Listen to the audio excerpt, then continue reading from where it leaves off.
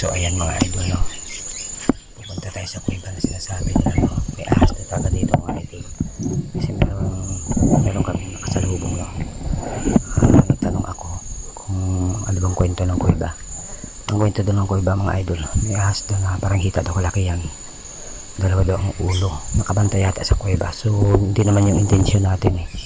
Ang intention natin makita lang natin yung kuweba at makita lang natin siya, okay na yun. Wala tayong planong masama. So humingi ako ng tulong sa mga elemento dito ng mga bubuti. Nagabayan nila kami ng aking kasama mga idol. So lalapitan natin para masaksihan natin kung ano ba talaga ang mga idol ang kwento dito, kung totoo ba. Tara, let's go. Madalang Latin na orasyon, kaya makiramdam tayo kung nandyan siya o wala.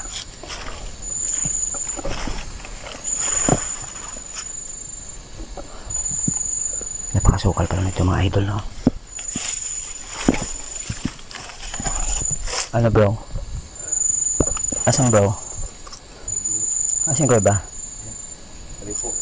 Ha? Ayun mga idol ng kuweba. Tayo natin. Ha? Ito yung isa, oh. Wala na. Sabi po. Sarado na yan. So ayun mga idol, natin natin ito. Napakadelikado pala mga idol. Tabi-tabi. Ayun mga idol, yung isang kuweba, oh. Kita niyo po ba mga idol? Tabi-tabi lang sa lahat ng mga elemento. Huwag niyo po sana saktan kami mga kaibigan. Kami po nagbablog lamang at wala po kaming intensyong masama. Mga idol, grabe. Try nga natin. Okay, bante. Grabe sa lahat ng elemento dito. Mga idol, samahan niyo po kami sa aming exploration. Ay kwento po ang kuweba na ito. Aalamin natin to. Totoo nga ba? Bro, tingnan mo yun bro. Ayan. Ayan, tingnan mo nga yun. Tingnan mo nga yun bro. Bro, tingnan mo nga yun kung ano yung itim na yun, oh. Sa may punong buko. Hindi dumidilat eh. Parang nakapikit lang siya mga idol. Hindi ko alam kung bato ba yan o ano. Pero parang hindi bato ba ng idol. Ayan mga idol, ha. Patunayan ko sa inyo mga idol. Kasi ay nakandang sumuong sa ganito. Tabi-tabi po sa mga kaibigan namin. Sa kaibigan kong elemento na nakausap sa pulse. Tinatawagan po kita kaibigan. Gabayan niyo po si Manlalakbay sa kanyang exploration. Saan yung kuweba na sinasabi bro? Ayan bro, sa may kahoy. Saan? Ayan sa may kahoy bro. No? Yung puta. Ayan ba? Oo. Sabi po. Tabi-tabi po. Madaan na. Tingin-tingin ka bro ha, dandahan na. Makamakot sa kamay. Putik talaga.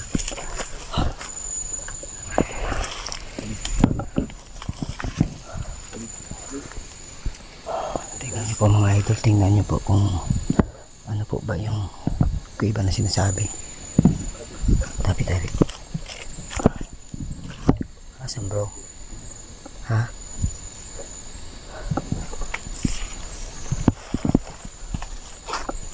Ayan, maliit lang yan bro. Maliit lang pala itong idol, no?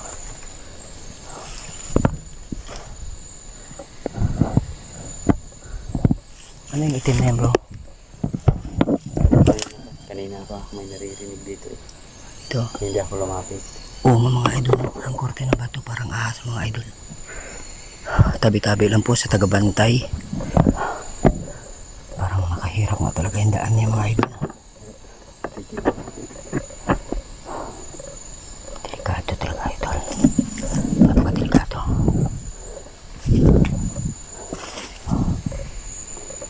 Maliit lang pala siya mga idol, no? Pero maliit yung butas niya, tapos may mga kawayan siya mga idol, no? Lapitan nga natin ng konti. Lapitan natin bro. Lapitan natin. Ha? Tabi-tabi po sa inyo mga kaibigan. Mga elemento. Mga idol, hindi rin pala tayo makakapasok. Nakikita niyo po kayo mga idol.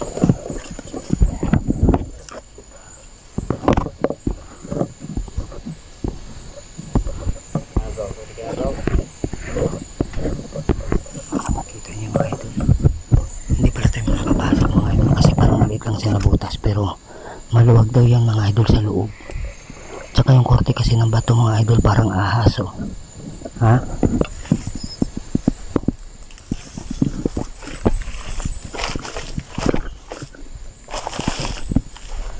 Balik tayo mga idol. Punta tayo sa ating kasama.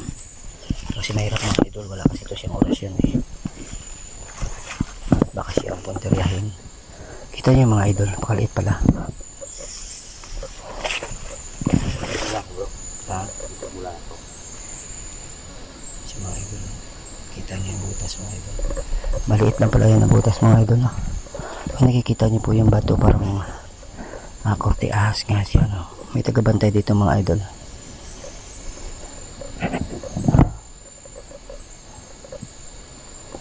Pero ang ahas mga idol, tingin ko hindi naman siguro lumalabas yun. Kung sanang saktan, humingi po ako ng patawad at pasensya sa lahat kung kami man po ay nakagambala at nagkaroon ng kasalanan.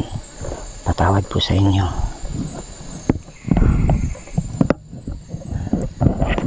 Grabe na mga idol. Napakasukal.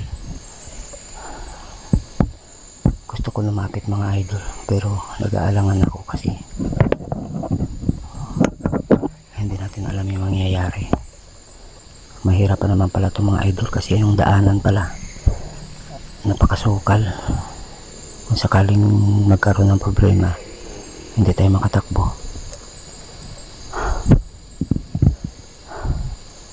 Walang sign sa akin yung mga elemento kung pwede akong lumapit. Mga elementong mabuti, bigyan niyo po ako ng sign kung pwede po ako lumapit sa bukana ng kuweba. Mga elemento na mabuti, humingi po ako ng sign makapasok sa kuweba. Paano ako kahit sa bukana lang makalapit ako.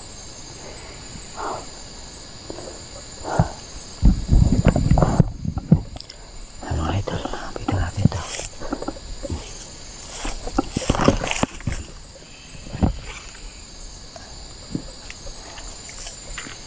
Hirap talaga mga idol kasi napakasukal po.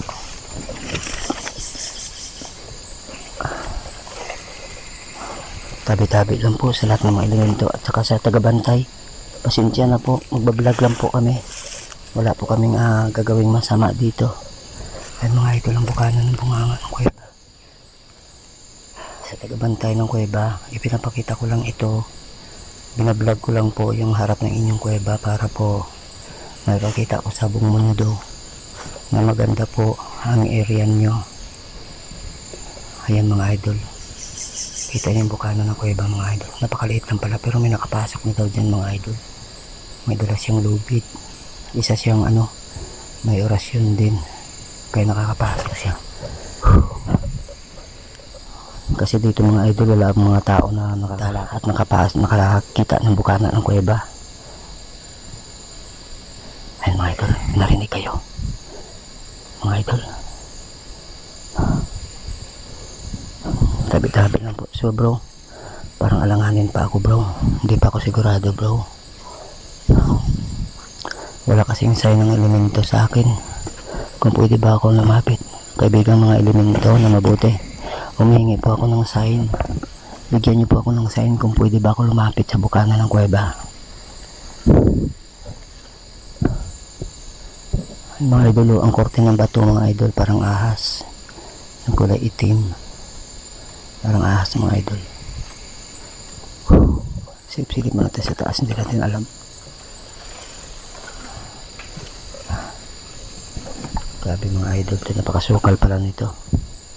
So ayan mga idol. Hindi na po ako magtatagal dito. Hindi na po kami magtatagal. Walang sign sa akin yung mga elemento mga idol. Babalik na lang kami ni brother. Pasensya na po kayo. Tara bro. Landahan lang bro.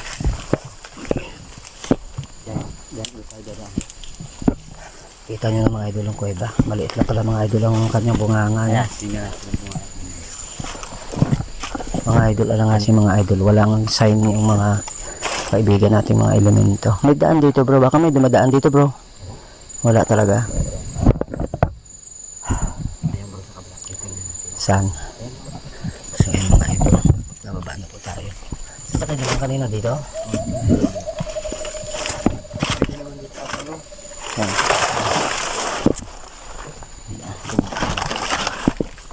Pati yung kasama ko mga idol, na nag-aalanganin dito kasi napakadelikado talaga masyado. Pero yan ang problema mga idol. Ayan yung kuweba. Ayan mga idol, isang kuweba oh. Tabi-tabi sa lahat ng mga elemento na mabuti, mga tagabantay na mga mabubuti. Patawad po kung kami pong mga tao ay nakagambala dito sa inyo. Subalit wala po kaming gagawing masama kundi ang mag-vlog lamang po sa lugar. Maraming salamat po sa inyong mga elemento, mga tagabantay. Ipinayagan ninyo na mag-vlog dito sa area. Maraming salamat po. Tara, baba tayo. Huwag na bro, huwag na tayo lumapit kasi masukal pala bro eh. Ayan po mga idol no. Ang akala ko kasi mga idol, yung kuweba malinis at saka mayroong daan.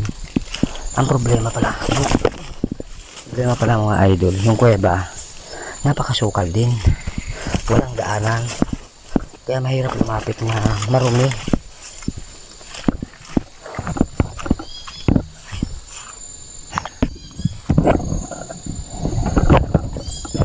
Ayan mga idol, narinig niyo po.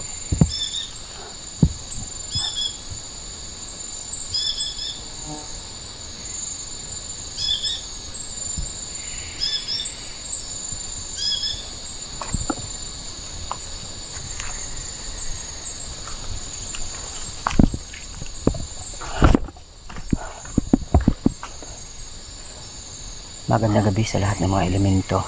Maraming salamat sa inyong paggabay. Maraming salamat sa pagproteksyon kahit na kahit papano ay nakalapit din ng kaunti din sa kuweba. Pinapasalamatan ko kayong lahat mga elemento. Dahil hindi lang ngayon nakasaksi sa busis ninyong mga elemento na sumasagot talaga pag nagtatanong. Kaya pinaparinig ko sa inyo mga elemento na mga mabuti. Meron na po akong narinig ng mga busis na katulad ninyo doon sa pools na aking naglagan at saka sa barangay Oringon na kalsada. Ay hindi natatakot sa ganitong lugar sapagkat alam ko na kayo mga elemento ay nakikinig sa akin at naririnig niyo ako. Maraming salamat sa inyong lahat. Yan mga idol na.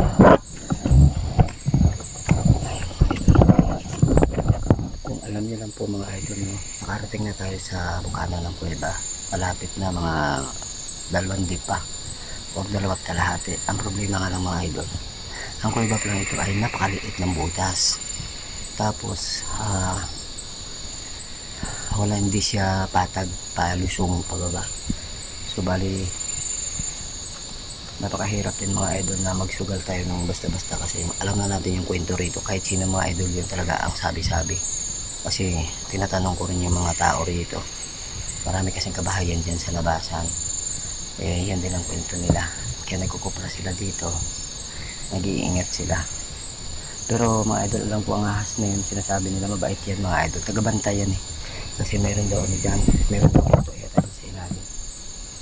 Pero hindi naman yan yung ating frontier yan. Ang punta natin dito mga idol ay mag-vlog lang at mag-explore. At alamin kung totoo nga ba na makita natin siya. Ang problema, andun yata sa loob. Saan ang lusot niyan bro? Saan ang lusot ng kuweba niya? Ha? Dunsol. Dungsol ang lusot niyan mga bro. Ibig sabihin napakalayo pala nun. Gano'n na yung kuweba. Kailangan. Pakita mo sa mga viewers natin. Yun yung ng kuweba. Pag ganun sa ilalim, kaliwat kanan, yung daan. Pag sa kaliwa ka dumaan. Pag sa kaliwa, dito yata sa kabundok yun. Dito sa kabla. Hindi ko lang alam kung saan yung kanda. Pag sa kanan, Pag sa kalini, dun sa yun. padungsod sa kanan. So ayan mga idol, narinig nyo. Dalawa yung daanan daw dun sa ilalim. Kaya kailangan pag pumasok ka pa dyan mga idol, mayroon kang tali pababa. Tapos kailangan talaga may orasyon ka. Mahirap na susuwan ko sa ganyan na hindi ka kumpleto. So ayan mga idol, hanggang dito na lang po yung part 3 natin sa ahas. No? Maraming salamat sa lahat na sumama. Paalam sa inyo. Abangan niyo po yung part 4. Baka makalapit na tayo.